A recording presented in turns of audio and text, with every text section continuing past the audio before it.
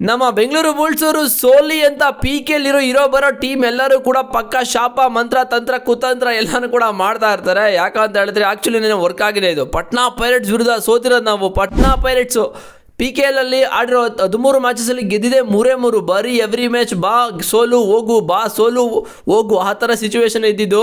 But Bengaluru ಬುಲ್ಸರು ಹೋಗ್ಬಿಟ್ಟು ತಗೊಳ್ಳಿ ಒಂದು ಗೆಲುವು ಅಂದ್ಬಿಟ್ಟು ಕೊಟ್ಬಿಟ್ಟು ಬಂದಿದ್ದು.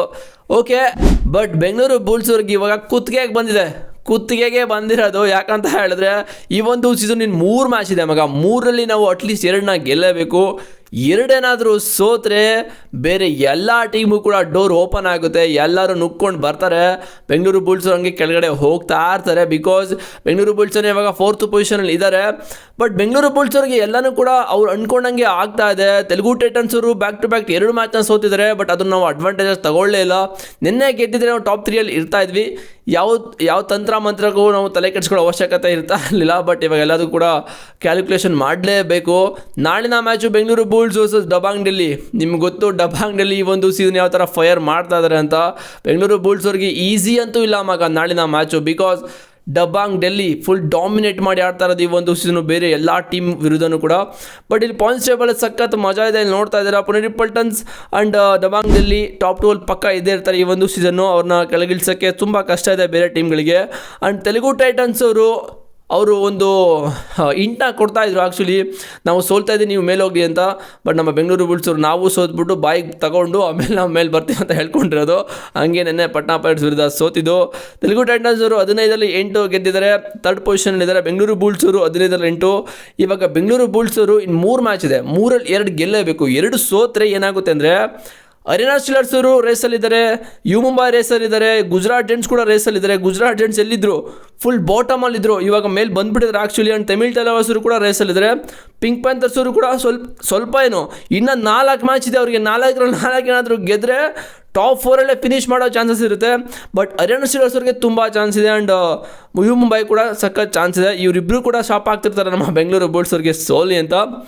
ಪಕ್ಕ ಇನ್ನು 3 ಮ್ಯಾಚ್ ಇದೆ ಎಲ್ಲರೂ. 1, 2, 3 4 ಟೀಮಲ್ಲಿ ಎಲ್ಲರೂ ಕೂಡ ಸೇಮ್ ಪೊಸಿಷನ್ ಇರೋದು. ಅಂದರೆ 15 ಮ್ಯಾಚಲ್ಲಿ 8.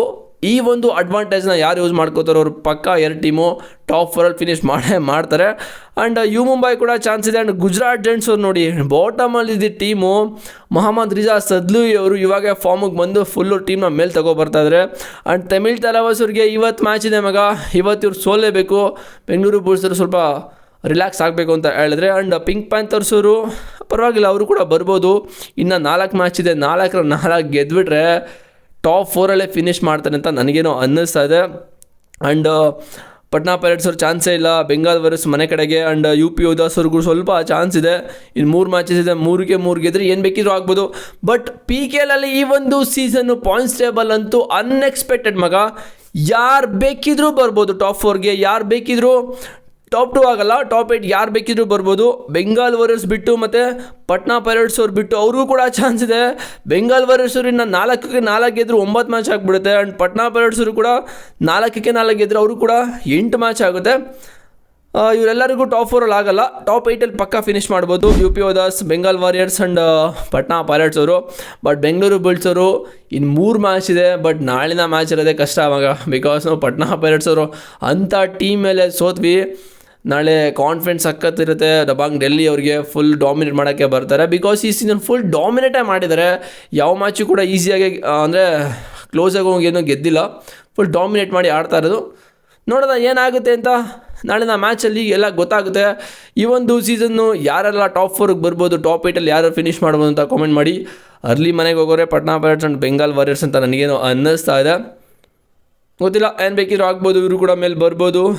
ನೋಡ್ತಾ ಇದ್ರಲ್ಲ, ಗುಜರಾತ್ ಜೆಂಟ್ಸ್ ಅವರು ಒಂದು ಟೈಮಲ್ಲಿ ಫುಲ್ ಕೆಳಗಡೆ ಇದ್ದರು. ಯು ಮುಂಬೈ ಕೂಡ ಕೆಳಗಡೆ ಇದ್ದರು. ನಮ್ಮ ಬೆಂಗಳೂರು ಬುಲ್ಸ್ ಎಲ್ಲ ಕೆಳಗಡೆ ಇದ್ದರು ಬಿಡಿ. ಕಿಕ್ಕಲ್ಲಿ ಒತ್ಕೊಂಡು ಬಂದು ಇವಾಗ ಟಾಪ್ 4ಅಲ್ಲಿ ಇರೋದು. ನೋಡೋದ ಏನಾಗುತ್ತೆ ಅಂತ. ನಿಮ್ಮ ಪ್ರಕಾರ ಏನಾಗ್ಬೋದು ಅಂತ ಕಾಮೆಂಟ್ ಮಾಡಿ. ಚಾನಲ್ಗೆ ಸಬ್ಸ್ಕ್ರೈಬ್ ಮಾಡಿಲ್ಲ ಅಂದರೆ ಮಾಡ್ಕೊಳ್ಳಿ. ಸಿಗ್ತೀನಿ ಆಗಿದ್ರೆ ನೆಕ್ಸ್ಟ್ ವೀಡಿಯೋದಲ್ಲಿ ಬಾಯ್ಸ್. ಮತ್ತು ಕಾಮೆಂಟ್ ಮಾಡಿ. ಪಕ್ಕದಲ್ಲಿ ಐಪ್ ಇದೆ, ಐಪ್ನೂ ಕೂಡ ಹೊಡೆದು ಕೆಚ್ಚಿ ಅಷ್ಟು ಬಿಟ್ಟರೆ ಬೇರೆ ಏನಿಲ್ಲ. ಸಿಗ್ತೀನಿ ಬಾಯ್ಸ್ ನೆಕ್ಸ್ಟ್ ವೀಡಿಯೋದಲ್ಲಿ. See you.